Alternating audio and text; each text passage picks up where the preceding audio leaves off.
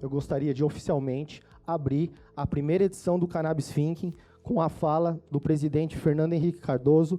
Por favor, uma salva de palmas.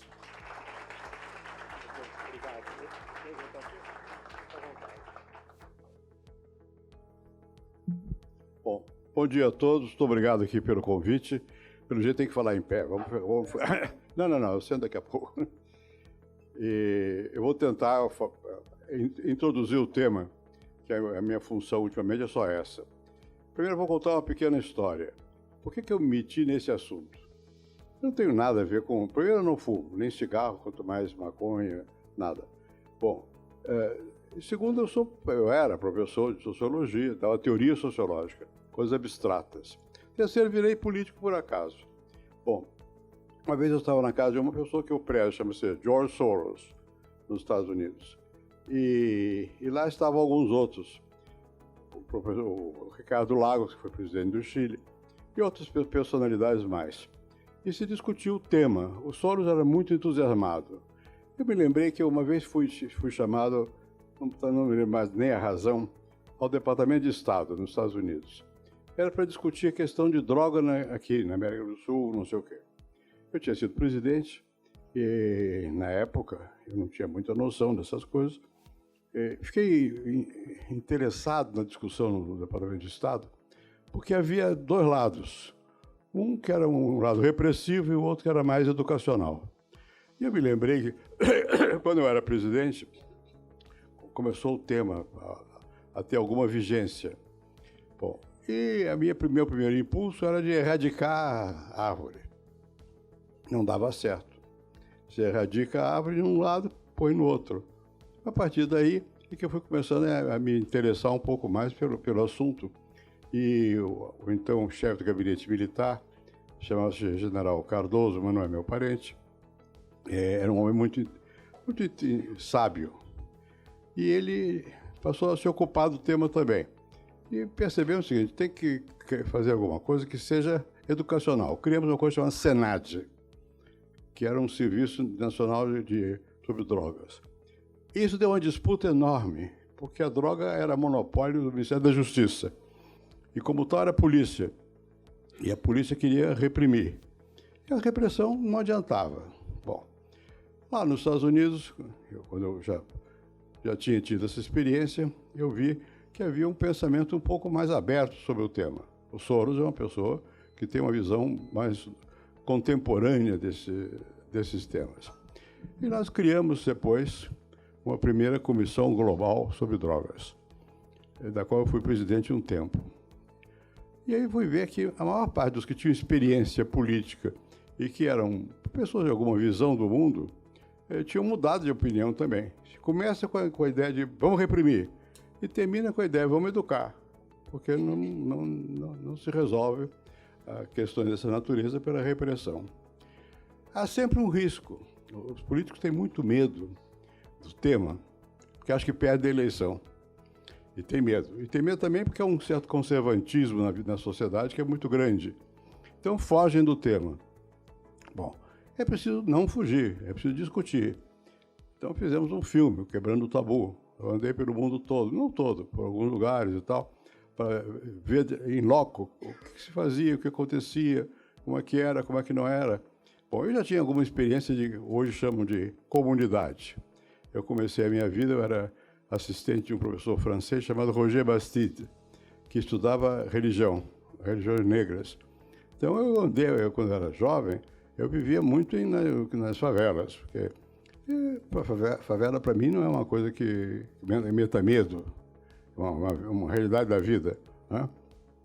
Bom, então voltamos a conversar, sobretudo no Rio, nas comunidades e tal. E o caso da droga não é de favela, é de todo mundo. Você vai percebendo a grande clientela do cannabis não está da maconha. E, sobretudo, as outras drogas mais pesadas não está na favela. Está na nossa classe média, gente que tem dinheiro e tal. E o bem ou o mal faz para todo mundo, né? E a questão é saber até que ponto você usa ou não usa. E é fundamental, em vez de proibir, regulamentar. Essa é a linha da Comissão Global de Drogas. Ainda agora, tem reuniões anuais, eu vou pouco agora, ainda mais agora com o coronavírus, né? Tenho medo. Mas, enfim, eles continuam fazendo as reuniões, eu recebo os relatórios e tal, e avançou muito nesse sentido. As Nações Unidas se transformaram numa barreira contra a discussão do tema. Por quê? Porque nos Estados Unidos, em certa altura, o governo americano resolveu dar guerra às drogas. Esse é o nome que eles dão. Com resultados absolutamente discutíveis quanto ao êxito. Então, nas Nações Unidas, eu fui a muitas reuniões das Nações Unidas para tentar entender um pouco melhor, porque, e sobretudo na Europa, a sede na Europa, nas Nações Unidas na Suíça, como é que no que estava amarrada essa ideia? Estava amarrada em preconceito e não entender a realidade, não avançar. Né? E não entender que, no fundo, essas questões todas são as questões que precisam de mais informação, mais discussão, na casa, na família, na escola. Não pode ter o tabu, tem que quebrar o tabu e discutir o tema. Né? Não acho que seja defensável, vamos dizer, liberar, não vai nem liberar nem proibir, regulamentar e informar. Né? Bom, e o mesmo que se faz, a mesma coisa que se faz com tudo que é bebida. Álcool faz mal. Né? Você precisa tomar, é só experimentar. Tomar álcool todo dia, vocês vão ver o que acontece. Beber todo dia faz mal. E agora, quase todo mundo bebe de vez em quando. Né? Então, é uma questão mas, sobretudo, está ligada à questão da democracia. Por quê? Porque ou você confia que as pessoas aprendem e decidem, ou não tem jeito. Você vai tentar botar o Estado impondo. E quando o Estado impõe, ganha por um tempo. Mas não muda o sentimento. Pelo contrário, acirra o sentimento. É difícil. São coisas simples. Elas são difíceis de você transformar coisas simples em política pública. E essa é que é a questão. Como é que você transforma isso em política pública? No Congresso, até agora eu estou mais afastado do dia a dia da política, mas o pessoal do meu próprio partido, da época, tinha medo. Lá vem esse aí outra vez falar de uma coisa perigosa. Porque é claro que os adversários vão usar. Eu me lembro que eu fui candidato a prefeito de São Paulo, há muitos anos, perdi para o Jânio, e fizeram cartazes dizendo que eu ia distribuir droga, maconha, no lanche das crianças. Bom, eu fui à cidade de Tiradentes, que é lá uma região periférica de São Paulo, e veio uma senhora furiosa. Vai distribuir maconha no lanche das crianças? Mas nunca... Mas isso vai passar na minha cabeça, distribuir maconha em lanche de criança. Eu nem sabia bem o que era maconha. Mas, enfim, é perigoso. Eu perdi uma eleição em parte por isso. Foram dois tabus. Era Deus, eles falaram que eu era ateu. Segundo, que eu era favorável à droga. Um cara que é ateu e favorável à droga, está de cuidado. Bom, o João era esperto, ele sabia... E ele bebia muito, né? Mas isso não entrava em jogo, nem eu tinha capacidade de contra-atacar, nem faria nesses termos, né?